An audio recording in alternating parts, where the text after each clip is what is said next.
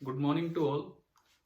आज की क्लास में शुरुआत में हम कुछ इस तरह की चीजें कवर कर रहे होंगे कि इनमें क्या डिफरेंस होता है। एक होती है रिवर्सिबल प्रोसेस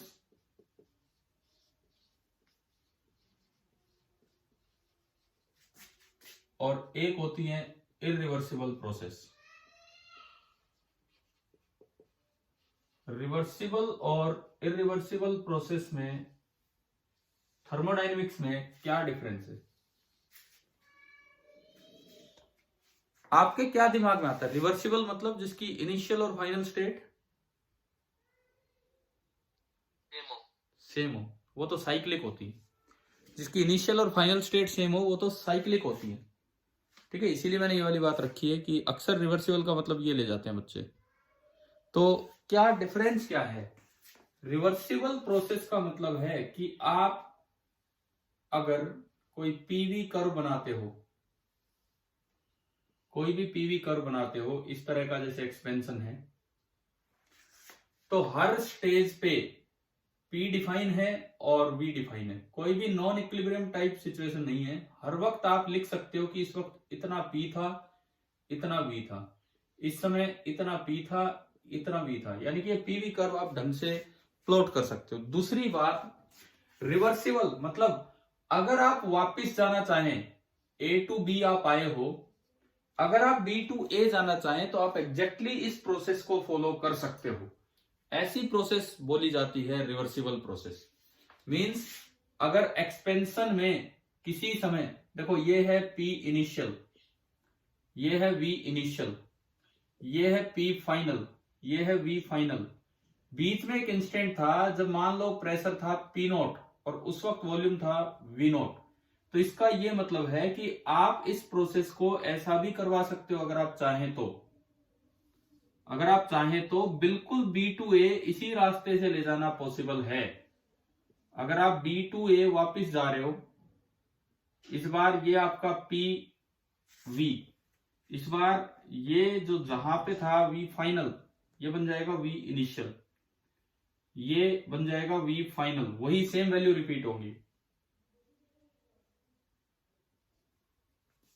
मतलब अब जो P इनिशियल है वो पहले वाला P फाइनल है, मैं डैश लगा लेता हूं।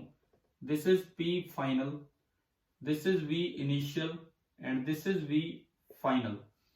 तो सबसे पहली बात, VI dash that is equal to VF। दूसरी बात, VF dash that is equal to VI। तीसरी बात, PI dash that is equal to जो पहले PF था वो, and PF dash that is equal to जो पहले PI था वो।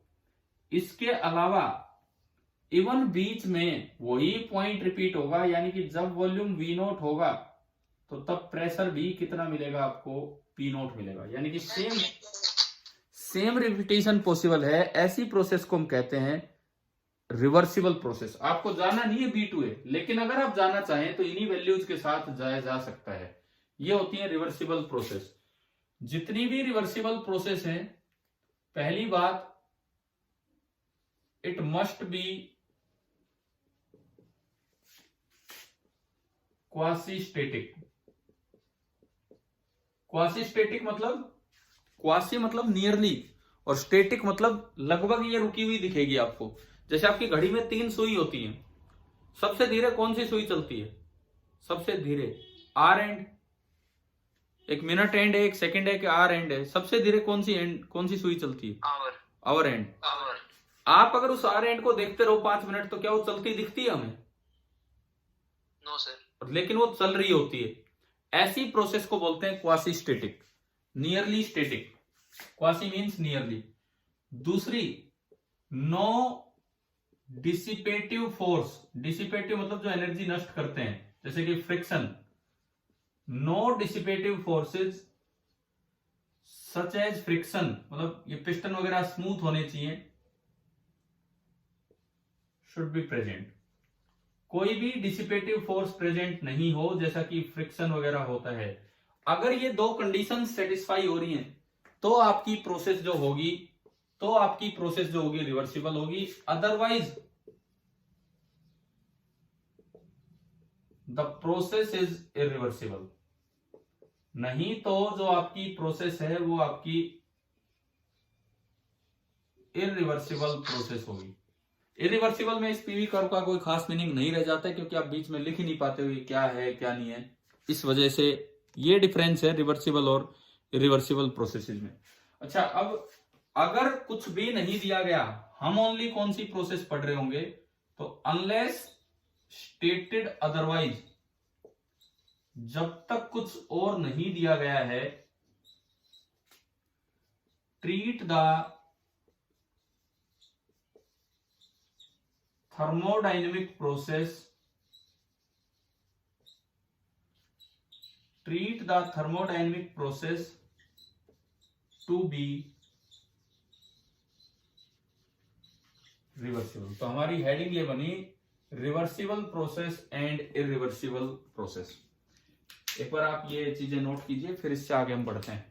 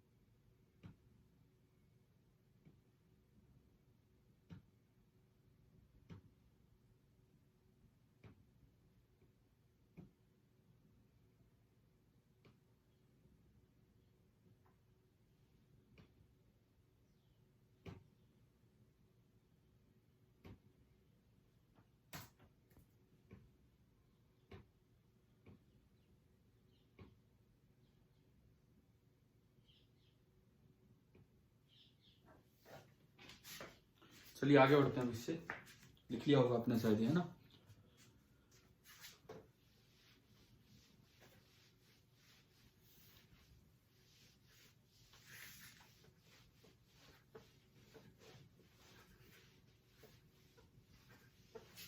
एक मैं आपको एग्जांपल देता हूं इरिवर्सिबल प्रोसेस का।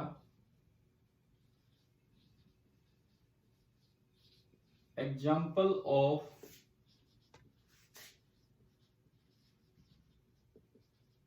Irreversible process. इरिवर्सिबल प्रोसेस का एक एग्जांपल हम देख रहे हैं,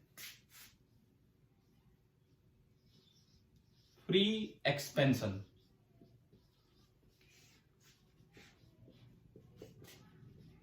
free expansion of A gas. Free expansion का मतलब होता है expansion against vacuum. Expansion against vacuum means, जैसे मान लो, एक्सपेंशन अगेंस्ट वैक्यूम का क्या मतलब है, जैसे मान लो ये एक कोई कंटेनर है, इस पूरे का वॉल्यूम है V। ये कोई एक कंटेनर है, इस पूरे का वॉल्यूम V है, कंप्लीट वॉल्यूम, और इसको दो पार्ट्स में डिवाइड कर रखा है, दो पार्ट्स में। इधर भरे हुए हैं n moles of an ideal gas, इधर भरे हुए n moles of an ideal gas, और इस साइड बना रखा है वैक्यूम, इस साइड वैक्यूम है। यहां पे आइडियल गैस भरी हुई है, उसका प्रेशर है P, उसका वॉल्यूम कितना होगा, V या V/2? आधे में भर रखा हमने। वॉल्यूम कितना है, ये आधा वॉल्यूम, V/2। और टेम्परेचर मैंने माना कि T है, टेम्परेचर हमने मान लिया कि भाई T है। और ये जो चारों तरफ से कंटेनर है, इसकी चारों तरफ से जो दीवारें हैं वो एडियाबैटिक वॉल्स हैं, मतलब कोई एनर्जी एक्सचेंज नहीं हो सकता है। चारों तरफ से एडियाबैटिक वॉल्स हैं तो कोई एनर्जी एक्सचेंज नहीं हो सकता है। अब यहां पे आप एक लाइट पिस्टन लगा दो, चाहे देखो ये एक लाइट पिस्टन बोल दो, या फिर यहां कोई वाल्व दिखा दो, एक ही बात है। ये जो हमने बनाया है बीच में, this is a light piston, हल्का पिस्टन, या आप एक वाल्व भी दिखा सकते हो और उसमें से गैस को फ्री होने दो। अब देखिए ये गैस मॉलिक्यूल्स इसके टक्कर मार रही है, लेकिन पिस्टन के उधर कुछ है क्या रोकने वाला? उस साइड कुछ है सराउंडिंग के नाम पे? No sir. नहीं है तो क्या होगा, टच होते ही कॉन्टेक्ट हट जाएगा और पिस्टन चल पड़ेगा। इसकी जरूरत ही नहीं है, ये मॉलिक्यूल बस एक बार टच हुआ और तुरंत ही पिस्टन चल पड़ा और रोकने वाला कोई है ही नहीं। इस एक्सपेंशन को हम क्या नाम देते हैं? This is known as free expansion of gas.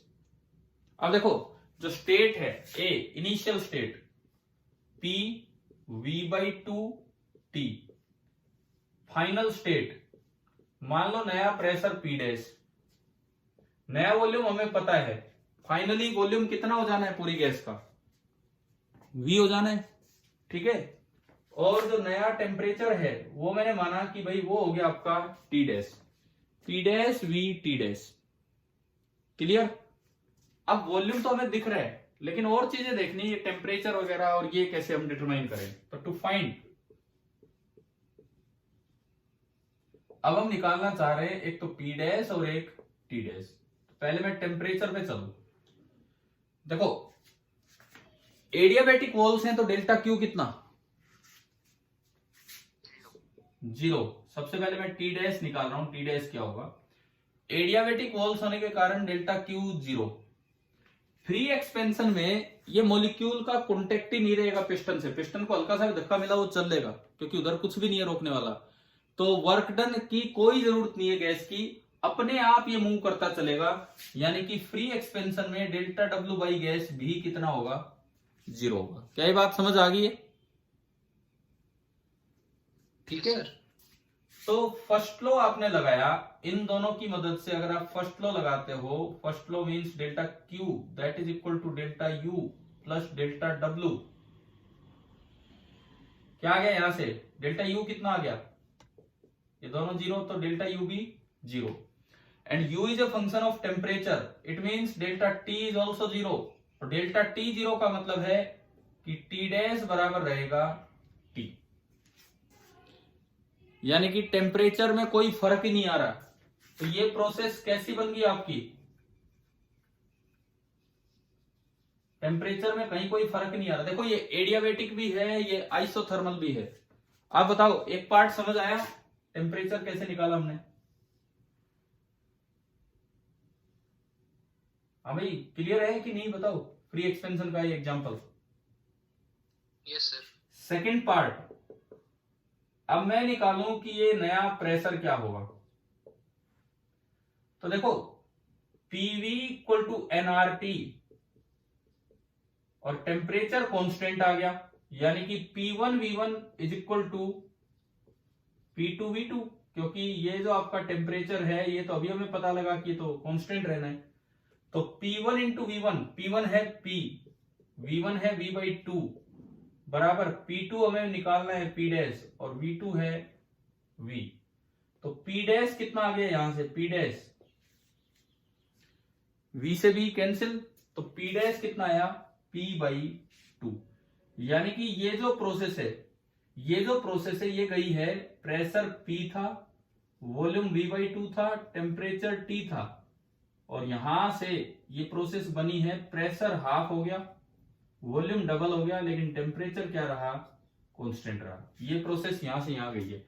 अब ये जो प्रोसेस है ये एक इरिवर्सिबल प्रोसेस है। इरिवर्सिबल प्रोसेस मतलब आप P और V बीच में डिफाइन ही नहीं कर सकते कितना क्या चल रहा है, क्योंकि ना तो क्वासी स्टैटिक है, बड़ी फास्ट प्रोसेस है, तो आप बीच में बता ही नहीं सकते क्या प्रेशर क्या टेम्परेचर। कारण एडियाबैटिक प्रोसेस कहती है कि इक्वेशन फॉलो होगी PV⁻⁴ गामा कांस्टेंट। आइसोथर्मल कहती है कि इक्वेशन फॉलो होगी PV⁻⁴ कांस्टेंट। दोनों इक्वेशन एक साथ कैसे जा रही है? तो इसका मतलब आप बीच की स्टेट पे प्रेशर और वॉल्यूम डिफाइन ही नहीं कर पाओगे।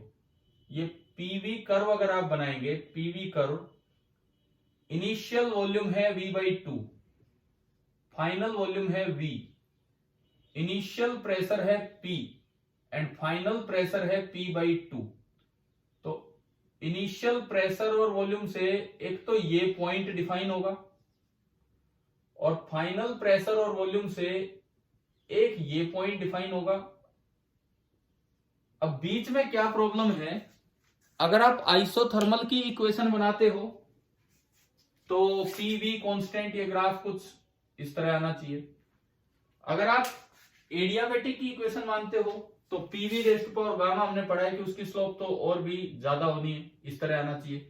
तो ना तो ये आइसोथर्मल के अकॉर्डिंग डिफाइन होगा, ना ही ये एडियाबेटिक के अकॉर्डिंग डिफाइन होगा, यानी कि बीच में आप ग्राफ बना ही नहीं पाओगे। बीच में आप ना तो P बता सकते हो ना V, खाली ये डिफाइन है, खाली ये डिफाइन है, बीच वाले डिफाइन नहीं है। इस तरह की जो प्रोसेस है इसे इरिवर्सिबल प्रोसेस कहते हैं, यानी कि इसको वापस ला पाना बिल्कुल इन्हीं वैल्यूज के साथ पॉसिबल भी नहीं है। अभी आप बताओ, शायद क्लियर हो गया होगा इरिवर्सिबल प्रोसेस क्या होती है। और इसके लिए मैं आपसे कहूंगा कि एनसीईआरटी बुक होगी आपके पास घर पे। एनसीईआरटी, ये कौन सा चैप्टर चल रहा है? चैप्टर 12 है आपका। ये शायद चैप्टर 12 होगा। आप एक्सरसाइज का, जहां तक मुझे याद आ रहा है, अभी बुक तो नहीं रखी मेरे पास, 12.6 वाला क्वेश्चन अपना ट्राई करके देखना। 12.6 शायद आपको फ्री एक्सपेंशन पे मिल जाए। किसी के पास किताब हो अभी तो वो वैसे खोल के देख ले, कंफर्म कर ले कि हाँ भाई यही सवाल था।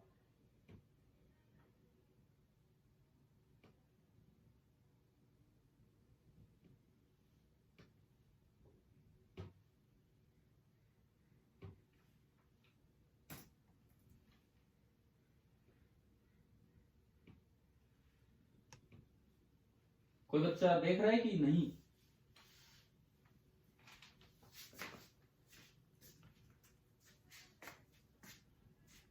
चले तो ठीक है, हम फिर आगे बढ़ते हैं इसमें। क्या आपको ये क्लियर हो गया क्या रिवर्सिबल और इरिवर्सिबल प्रोसेस का क्या मतलब है? और एक एग्जांपल हमने ले लिया इरिवर्सिबल का। हाँ भाई बताओ, क्लियर हो गया या कोई डाउट है इसमें?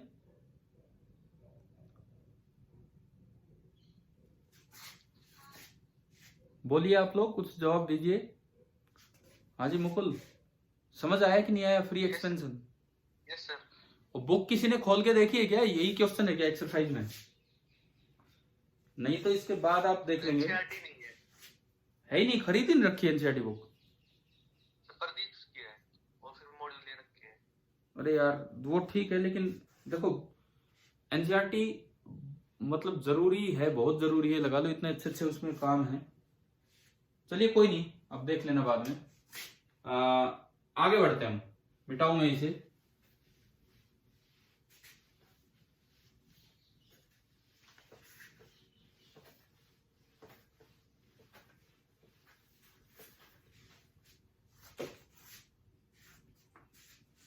अब देखो, एक थ्योरम है जिसको कहते हैं कार्नोट थ्योरम।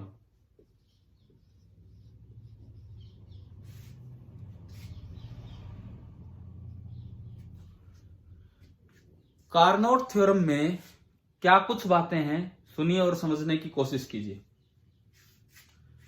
सपोज ये एक सोर्स है,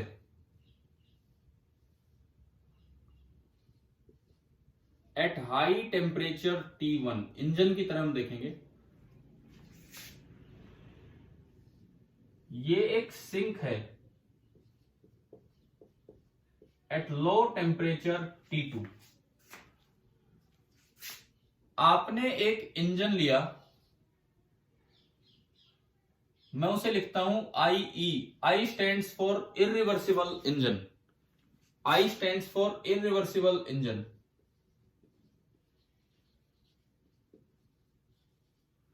मान लो इस इंजन को W वर्क करना है। एक दूसरा अरेंजमेंट आपके पास है ऐसा, ये एक सोर्स है again eight same temperature T1,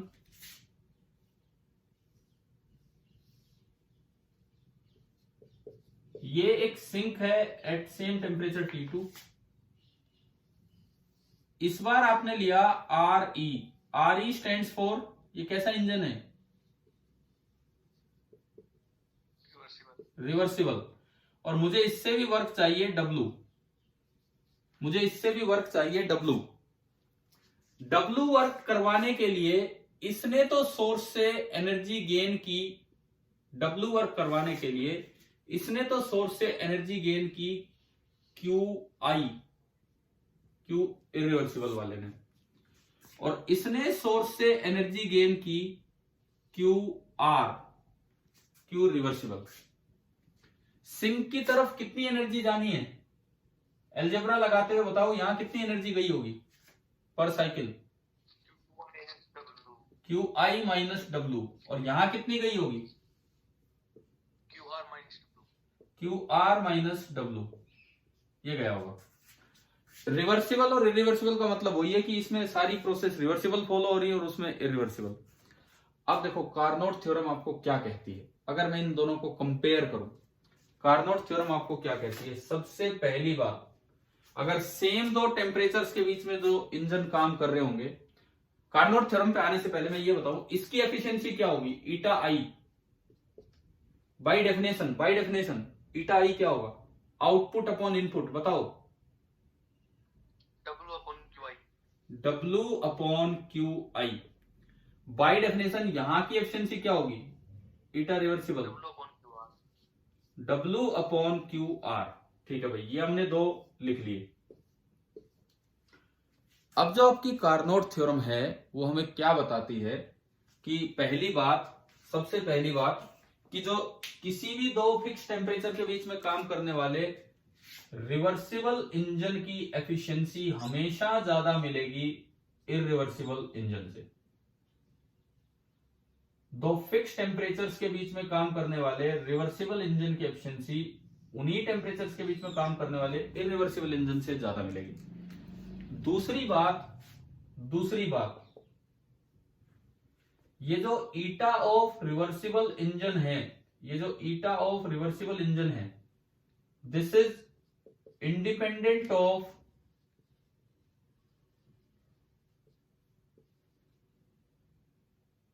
nature of working substance. आपने क्या ले रखा है, नेचर ऑफ वर्किंग सब्सटेंस और साइकिल फॉलोड। आप कौन सी साइकिल फॉलो कर रहे हो, कार्नोट या कोई और, कोई फर्क नहीं पड़ता। यह है इसका सेकंड पॉइंट। कार्नोट थ्योरम का मेन पॉइंट तो वो है जो पहला पॉइंट है, बाकी तो फिर और रिजल्ट्स बाद में बन के आए थे। एंड तीसरी बात, दो टेम्परेचर T1 और T2 के बीच में काम करने वाले रिवर्सिबल इंजन की एफिशिएंसी सबसे ज्यादा होती है, और इन टेम्परेचर्स के बीच में जो ईटा मैक्स पॉसिबल है वो वही है जो कार्नोट वाला है, यानी कि 1 minus T2 by T1। Carnot theorem में सबसे मेन तो है फर्स्ट पॉइंट, लेकिन बाकी तो उसी के रिजल्ट्स हैं जो आगे बढ़ते हैं। तो ये आपकी कार्नोट थ्योरम की स्टेटमेंट्स हैं, ये तीन स्टेटमेंट्स हैं, तीन बातें। पहली बात, दो फिक्स टेम्परेचर्स के बीच में काम करने वाले किसी भी रिवर्सिबल इंजन की एफिशिएंसी उसके मुकाबले इरिवर्सिबल इंजन से ज्यादा होगी।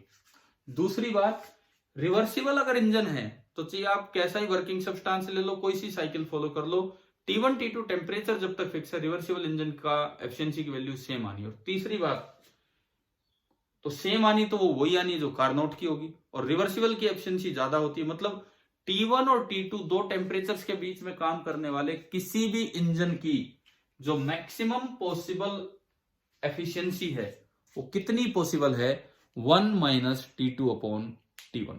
ये है आपकी कार्नोट थ्योरम। आप इसको अच्छे से बनाइए, दो डायग्राम बनिए, और फिर ये तीन बातें अलग से लिख लेना कि अकॉर्डिंग टू कार्नोट थ्योरम इस तरह से ये करते हुए।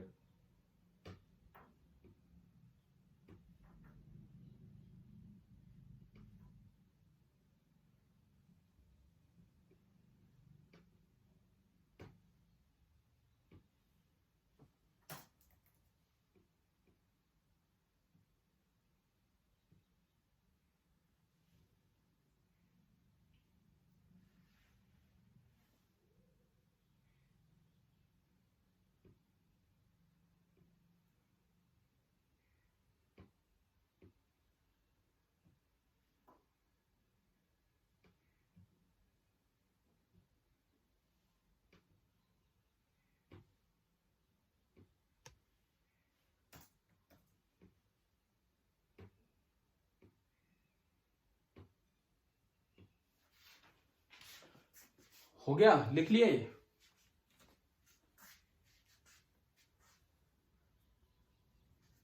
देखो इसमें 11th क्लास में प्रूफ हम इस चीज का करते हैं, ये दोनों हम डायरेक्ट याद रखते हैं, प्रूफ इस चीज का करते हैं। आपकी जो +1 की जो बुक है, text book, NCERT text book, उसमें इस चैप्टर के एंड में इसका प्रूफ भी दिया हुआ है, वो भी मैं आपको समझाऊंगा, अभी करेंगे उस चीज को। और न्यूमेरिकल्स में ये चीज यूज हो जाती है, T1 दे दिया, T2 दे दिया।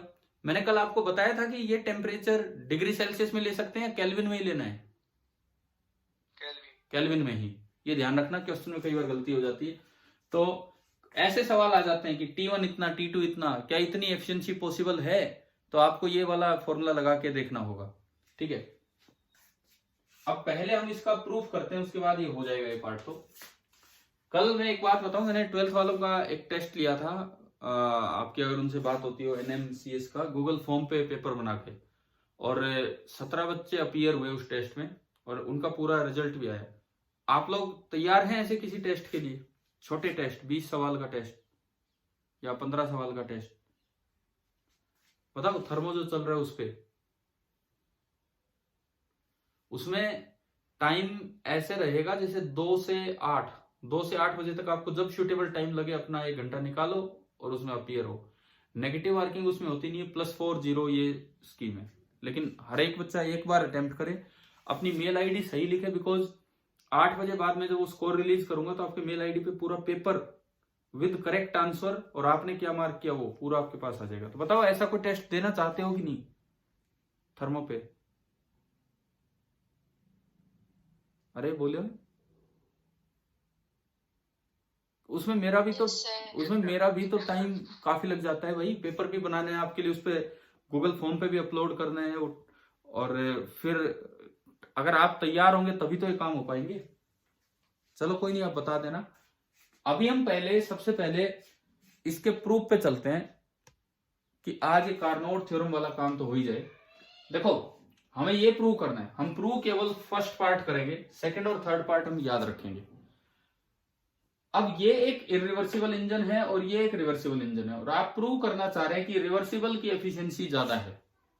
तो आप इसके बाद लिखना टू प्रूव कि हम ये वाली बात प्रूव कर रहे हैं यहां पे कि eta reversible is greater than eta irreversible. तो हम कॉन्ट्राडिक्शन से चलेंगे। जैसे मैथ्स में होता है प्रूव दैट √2 इज रैशनल, तो हम उसे इरेशनल मान के और फिर अपनी बात को गलत प्रूव कर देते हैं। करते थे आप ऐसे सवाल, है ना? तो हम उल्टा मान लेंगे, let eta I is greater than eta R. मैंने इसे उल्टा एज्यूम किया, let eta I is greater than eta R. अब देखो ईटा आई क्या है, W/QI, एंड ईटा आर क्या है, W/QR, यानी कि W/QI is greater then W/QR। तो यहां से मैं एक चीज लिख सकता हूं कि QI is less than QR। बताओ, अगर मैं ये एज्यूम करूं W/QI is greater then W/QR, तो डिनोमिनेटर बड़ा हो जाएगा, डिनोमिनेटर छोटा हो जाएगा, तभी तो वैल्यू बड़ी होगी, है ना? समझ आया? मैंने इसको बोल दिया इक्वेशन नंबर स्टार। एक बार फिर ध्यान दो हम कर क्या रहे हैं। हम कार्नोट थ्योरम का एक पॉइंट प्रूव करते हैं यहाँ +1 क्लास में कि T1 T2 के बीच में काम करने वाले रिवर्सिबल इंजन की एफिशिएंसी इरिवर्सिबल से ज्यादा है। तो हम उल्टा एज्यूम कर लेते हैं कि let eta irreversible is greater than eta reversible. ये यहाँ बने हुए हैं, तो हमने क्या किया, इसको उल्टा एज्यूम किया, तो यहां से आया Q irreversible is greater then Q reversible.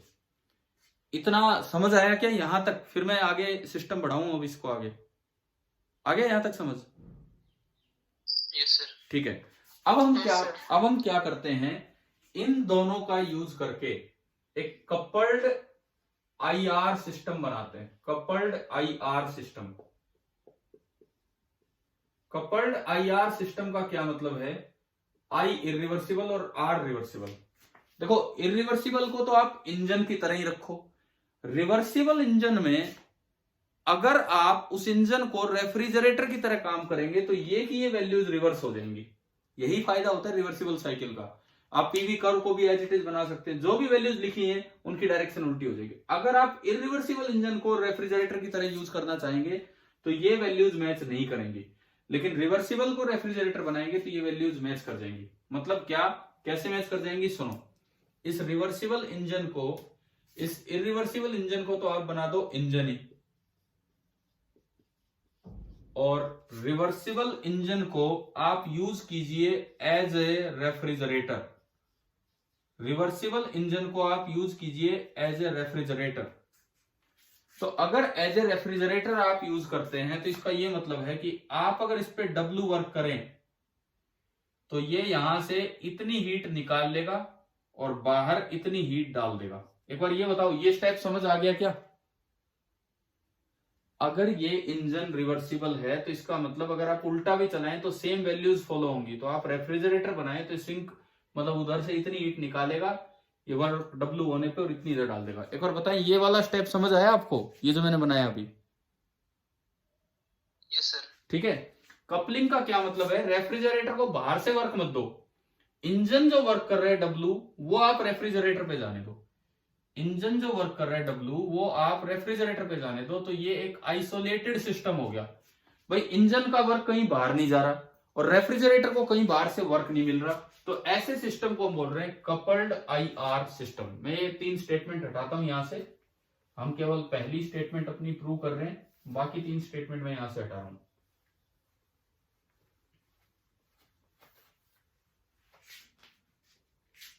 ये एक हमारा आइसोलेटेड सिस्टम बन गया जिसमें बाहर से कोई एनर्जी एक्सचेंज वगैरह कुछ नहीं हो रहा है। यानी कि यहां से मैं अगर लाइन लगाऊं, सो this is our coupled IR system with no connection from outside। ये जो आपका सिस्टम बना, मैं कह सकता हूं कि this is an isolated system, this is an isolated system. और इस तरह दिखाने की बजाय इधर के पूरे सोर्स को एक तरीके से दिखा दिया जाता है, इस तरह दिखाने की बजाय यूं बना दिया जाता है इस कपल्ड सिस्टम में कि भाई ये एक सोर्स है, this is source at high temperature T1, this is source at high temperature T1। और इन दोनों को भी इकट्ठा किया जाएगा और ये बताया जाएगा कि दिस इज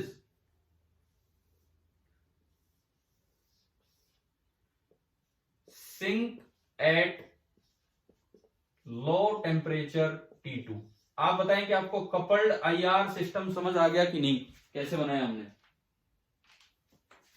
हाँ जी, कपल्ड IR सिस्टम, ठीक है। और ये एक आइसोलेटेड सिस्टम हो गया। अब आप एक चीज देखो, इधर से उधर टोटल सोर्स में से कितनी हीट बाहर निकल रही है, QI, और कितनी हीट आ रही है, QR।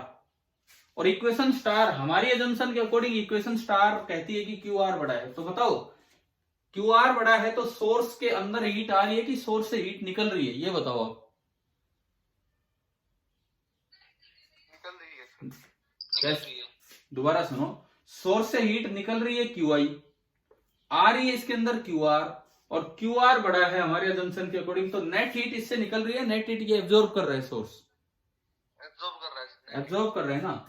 तो हमारी एजम्पशन कहती है कि QI is less than QR, this means source at high temperature is absorbing heat from sink at low temperature without any external work, without any external help, क्योंकि आइसोलेटेड सिस्टम बना। क्या second law of thermodynamics ये allow करता है? बताओ आप, क्या second law of thermodynamics ये अलाउ करेगा? भाई ये निकल तो कम रही है और आ ज्यादा रही है, तो नेट हीट तो ये एब्जॉर्ब कर रहे हैं। क्या सेकेंड लॉ ऑफ थर्मोडायनेमिक्स हमने पढ़ा था ना, सेकेंड लॉ, क्या वो अलाउ करता है कि अपने आप लो टेम्परेचर से हाई टेम्परेचर की तरफ हीट फ्लो करने लग जाए, बाहर से कुछ और नहीं लगाया आपने? कैसा पॉसिबल है क्या? बताओ, सेकंड लॉ ऑफ थर्मोडायनेमिक्स की हमने केल्विन प्लैंक स्टेटमेंट पढ़ी थी, केल्विन प्लैंक स्टेटमेंट। कुछ हाँ ना कुछ जवाब दीजिए। क्या सेकंड लॉ ऑफ थर्मोडायनेमिक्स की केल्विन प्लैंक स्टेटमेंट पढ़ी थी क्या हमने? Yes sir. उसमें यही लिखा है कि किसी सिस्टम में जब तक बाहर से आप कुछ काम नहीं करेंगे, अपने आप लो से हाई टेम्परेचर की तरफ हीट नहीं जाएगी। लेकिन अगर आपने ये अजम्पशन मानी और ये कपल करके देखा तो ये बन रहा है। So this is against slot, second law of thermodynamics.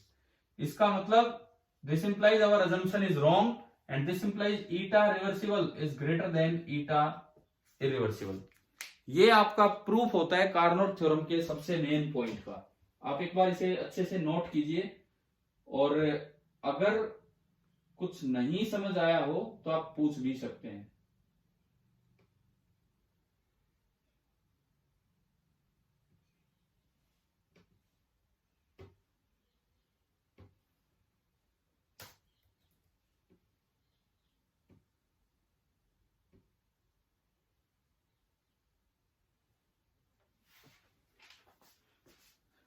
क्या आज की क्लास में दो बातें मैंने आपको पढ़ाई, एक तो रिवर्सिबल और इरिवर्सिबल प्रोसेस क्या होती हैं, उसका एग्जाम्पल दिया फ्री एक्सपेंशन, और एक आपको बताई कार्नोट थ्योरम। बताएं भाई, कुछ क्लियर हुआ? दोनों तीनों अच्छे टॉपिक्स थे, free expansion and Carnot theorem. Mainly ये दो चीजें आज की क्लास में हमने कवर की हैं। ठीक है, चलिए आगे फिर नेक्स्ट टाइम पढ़ते हैं। अभी तो आपका टाइम पूरा होने वाला है, लास्ट मिनट चल रही है। Thank you.